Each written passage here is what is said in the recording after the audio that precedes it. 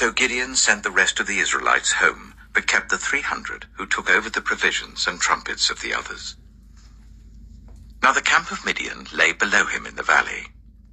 During that night the Lord said to Gideon, "Get up, go down against the camp, because I am going to give it into your hands.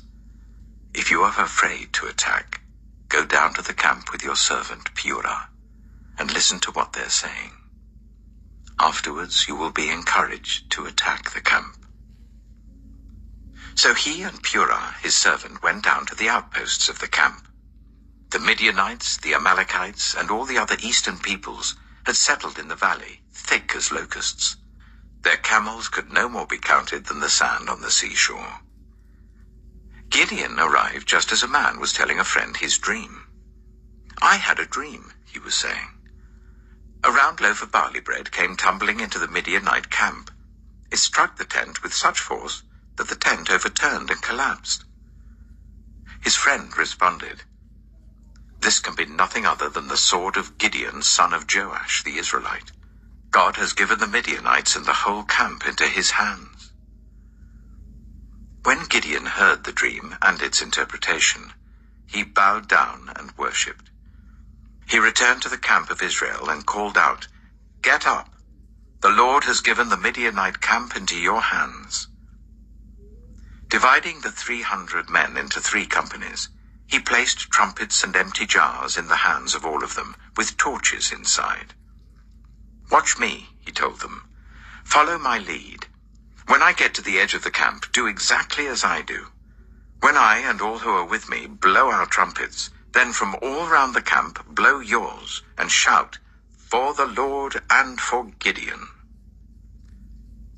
Gideon and the 100 men with him reached the edge of the camp at the beginning of the middle watch, just after they had changed the guard. They blew their trumpets and broke the jars that were in their hands. The 3 companies blew the trumpets and smashed the jars. Grasping the torches in their left hands and holding in their right hands the trumpets they were to blow, they shouted, "A sword for the Lord and for Gideon." While each man held his position round the camp, all the Midianites ran, crying out as they fled. When the 300 trumpets sounded, the Lord caused the men throughout the camp to turn on each other with their swords.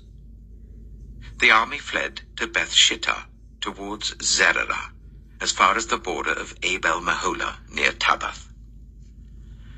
Israelites from Naphtali, Asher, and all Manasseh were called out, and they pursued the Midianites. Gideon sent messengers throughout the hill country of Ephraim, saying, "Come down against the Midianites and seize the waters of Jordan ahead of them, as far as Beth-barah." So all the men of Ephraim were called out, and they seized the waters of the Jordan as far as Beth-barah. They also captured 2 of the Midianite leaders, Oreb and Zeeb. They killed Oreb at the rock of Oreb, and Zeeb at the winepress of Zeeb. They pursued the Midianites and brought the heads of Oreb and Zeeb to Gideon, who was by the Jordan. Judges chapter 8. Now the Ephraimites asked Gideon, "Why have you treated us like this? Why didn't you call us when you went to fight Midian?" And they challenged him vigorously. But he answered them, "What have I accomplished compared to you? Aren't the gleanings of Ephraim's grapes better than the full grape harvest of Abiezer? God gave Oreb and Zeeb, the Midianite leaders, into your hands. What was I able to do compared to you?" At this, their resentment against him subsided. Gideon and his 300 men, exhausted yet keeping up the pursuit, came to the Jordan and crossed it. He said to the men of Succoth, "Give my troops some bread. They are worn out, and I am still pursuing Zebah and Zalmunna, the kings of Midian." But the officials of Succoth said, "Do you already have the hands of Zebah and Zalmunna in your possession? Why should we give bread to your troops?" Then Gideon replied, "Just for that, when the Lord has given Zebah and Zalmunna into my hand, I will tear your flesh with desert thorns and briars." From there he went up to Peniel, and made the same request of them, But they answered as the men of Succoth had. So he said to the men of Peniel, "When I return in triumph, I will tear down this tower." Now Zebah and Zalmunna were in Karkor with a force of about 15,000 men, all that were left of the armies of the eastern peoples. 120,000 swordsmen had fallen. Gideon went up by the route of the nomads east of Nobah and Jogbehah and attacked the unsuspecting army. Zebah and Zalmunna, the two kings of Midian, fled, but he pursued them and captured them, routing their entire army. Gideon, son of Joash, then returned from the battle by the pass of Heres. He caught a young man of Succoth and questioned him, and the young man wrote down for him the names of the 77 officials of Succoth, the elders of the town.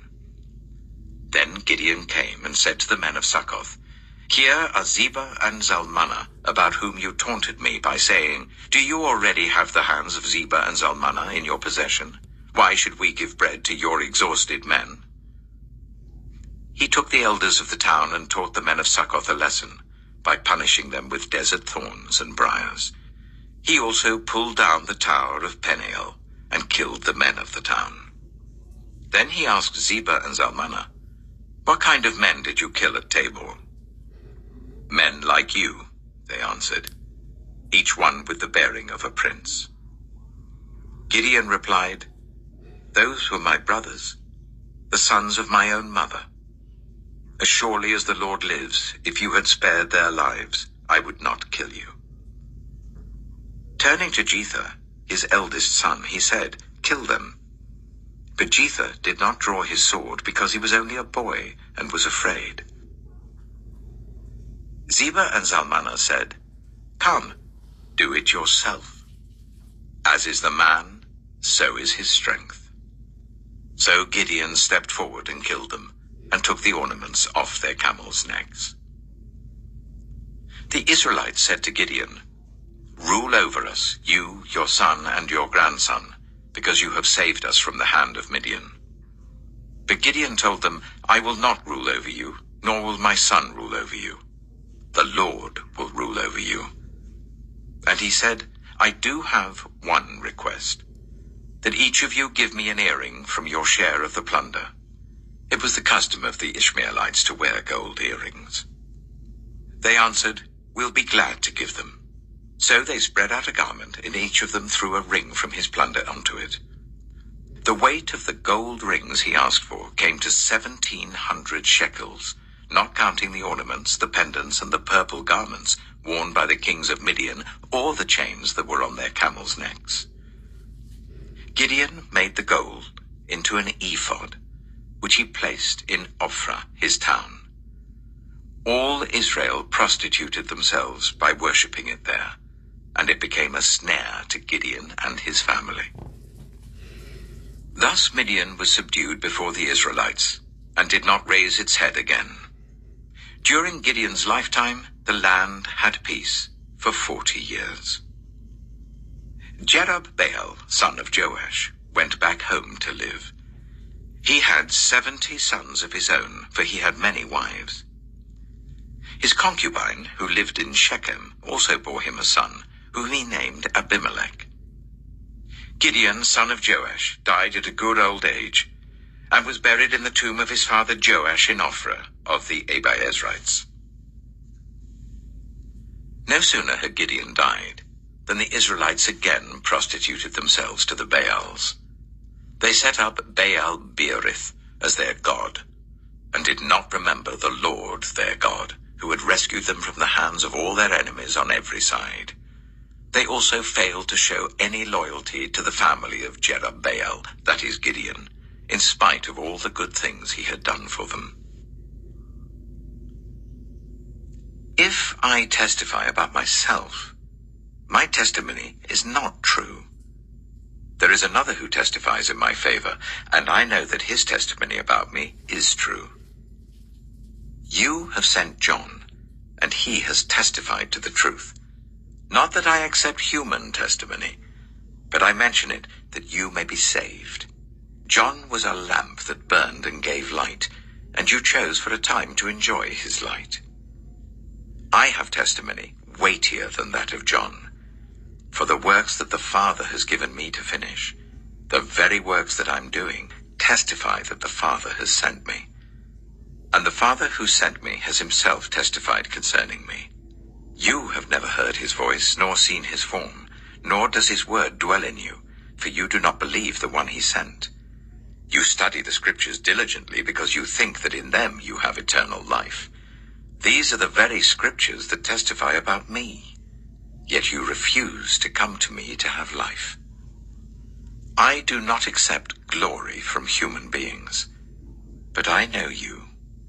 I know that you do not have the love of God in your hearts. I have come in my Father's name, and you do not accept me. But if someone else comes in his own name, you will accept him. How can you believe since you accept glory from one another, but do not seek the glory that comes from the only God? But do not think I will accuse you before the Father. Your accuser is Moses, on whom your hopes are set. If you believed Moses, you would believe me, for he wrote about me. But since you do not believe what he wrote, how are you going to believe what I say?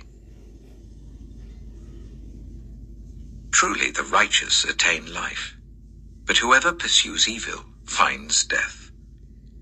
The Lord detests those whose hearts are perverse, but he delights in those whose ways are blameless. Be sure of this, the wicked will not go unpunished, but those who are righteous will go free. Like a gold ring in a pig's snout is a beautiful woman who shows no discretion. The desire of the righteous ends only in good, but the hope of the wicked only in wrath. One person gives freely, yet gains even more. Another withholds unduly, but comes to poverty. A generous person will prosper. Whoever refreshes others will be refreshed. People curse the one who hoards grain, but they pray God's blessing on the one who is willing to sell. Whoever seeks good finds favor, but evil comes to one who searches for it.